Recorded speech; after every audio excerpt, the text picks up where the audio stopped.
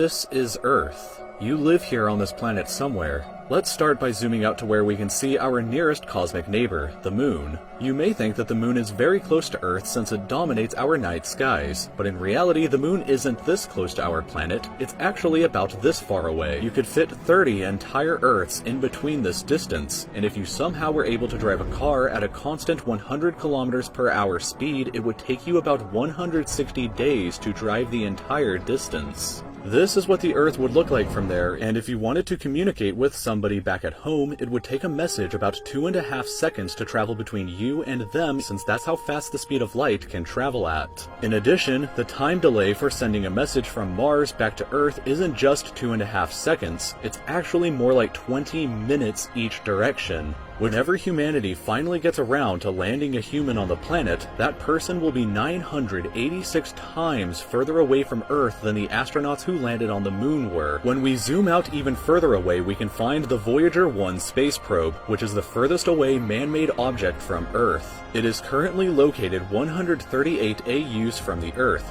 AU meaning astronomical unit, which is the distance between the Earth and the Sun, which means that Voyager 1 is 138 times further away from us than the Sun is. At some point on its long voyage, Voyager 1 turned its camera around and took this photograph. It may not look like much at first, but in my opinion this is the greatest single photograph ever taken in all of human history. This tiny pale blue dot is Earth, and I don't think that anybody has ever said something as amazing about this as Carl Sagan when he said, "If you look at it, you see a dot. That's here. That's home.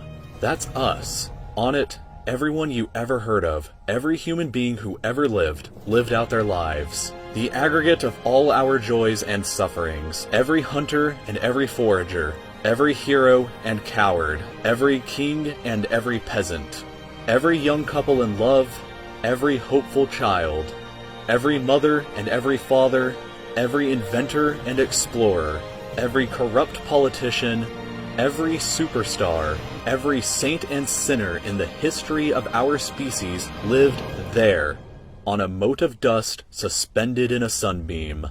Voyager 1 is currently traveling at 17 kilometers every single second, but even at that speed, it won't break out of the reach of our solar system for another 30,000 years. Once we go beyond the solar system, we arrive in our interstellar neighborhood. Here we shift to the light-year unit of measurement, which is the distance that light travels in a full Earth year, or about 9.461 trillion kilometers. The star Proxima Centauri here is the closest other star to us other than our Sun, but it's still 4.24 light-years away from us. To put that into perspective, if it was heading in the right direction, it would still take Voyager 1 over 70,000 years to reach it. In other words, if you drove your car at 100 kilometers an hour like in our previous example to the Moon, it would take over 6 times longer than the entire age of the universe is just to finally get there, and it wouldn't even exist still when you arrived. When we zoom out even further, we can see the entire Milky Way galaxy, inside of which Earth is located right here. This yellow dot is the furthest extent of humanity's radio broadcasts throughout history, which means that any possible aliens who live outside of this range are totally unaware of humanity's presence. It's complete silence outside of this yellow dot as far as we are currently aware, but the entire galaxy spans over 100,000 light years from end to end. There are over 100 billion stars and over 100 billion planets inside of our galaxy. But you have never seen the full glory of the galaxy at night, because 99% of the stars that you can see with the naked eye are limited to this small, tiny region right here. But even this massive galaxy is nothing compared to the rest of what's out there. Zooming out even further and we arrive at the local group of galaxies, a collection of 54 different galaxies that is about 10 million light years across. But zooming out even further and we can see the Virgo supercluster, of which the local group here is just a tiny segment of. There are at least 100 other groups of galaxies just like our own local group inside of here, and the distance from one side to the other is a mind-numbing 110 million light years. But even the massive Virgo supercluster is nothing but a quiet and tiny lobe of the Great Laniakea supercluster, an enormous structure that is home to our galaxy as well as 100,000 other galaxies. The distance from one side to the other is 520 million light-years, but from even there we can zoom out all the way to the entire observable universe and see that even the titanic Laniakea supercluster is just a tiny and insignificant part of everything.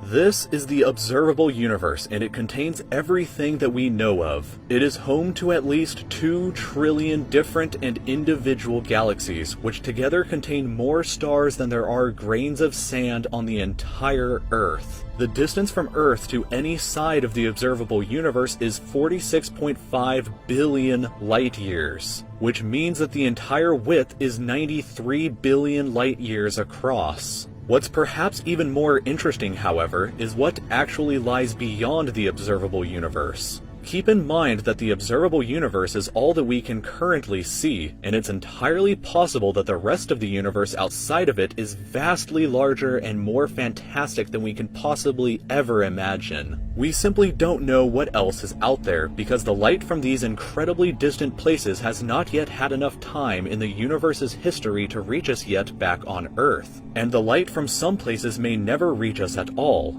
Because some parts of space very far away from Earth are expanding away from us faster than the speed of light, that means that the light from these places will never, in an infinite amount of time, reach Earth. Meaning that even if humanity is eternal and exists forever, there will still be an unknown number of places in the universe that we will never know about or ever see. So, it is very likely that as unbelievably enormous as it seems, the observable universe is just a tiny slice of what we can currently see of the entire universe. According to the theory of cosmic inflation that was proposed by Dr. Alan Guth, if it is assumed that cosmic inflation began at 10 to the negative 37th of a second after the Big Bang, and with the assumption that the size of the universe before inflation began was equal to its age times the speed of light, then this would seem to suggest that at the present day, the entire universe is 150 sextillion times larger than the observable universe. That number for reference looks like this, with this many zeros. Let this number sink in for just a moment. This would be similar to you thinking that the entire observable universe, everything that you could see, was the size of a light bulb, but then realizing that in reality the entire universe is larger than the former planet of Pluto. Imagine a light bulb in the center of Pluto, but we inside the light bulb were totally unaware that Pluto existed outside of it, and that's a similar situation to this. We are all so unbelievably small, but you shouldn't worry, because all that means is that there is so much left out there for us to discover together.